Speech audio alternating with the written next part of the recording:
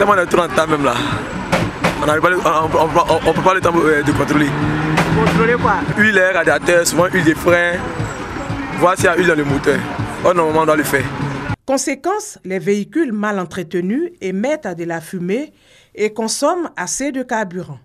En Côte d'Ivoire, selon la direction autonome du guichet unique automobile, entre 2012 et 2016, plus de 170 000 véhicules ont été importés et 80% de ces automobiles sont de seconde main.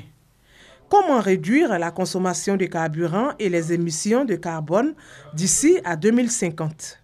La question préoccupe les pays de la CEDEAO. Ils sont donc réunis à Abidjan pour partager les résultats des politiques d'économie de carburant. Nous avons 3 options pour limiter les émissions de CO2 et la consommation de carburant.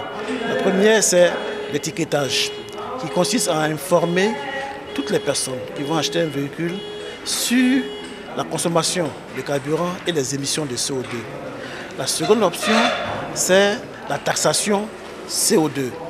Vous polluez, vous payez. Et enfin, la troisième option, c'est une option qui est un combiné de la gratification et de la punition. Si vous polluez moins, vous êtes gratifié. Si vous polluez plus, vous avez une sanction. Il est recommandé aux pays d'organiser des campagnes de sensibilisation en direction des populations sur l'économie de carburant.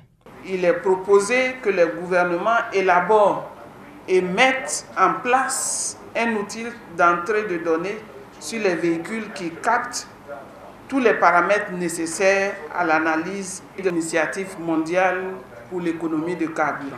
Plusieurs communications sont au menu de cette rencontre, notamment l'évaluation des gaz d'échappement des véhicules et l'évolution du parc automobile ivoirien.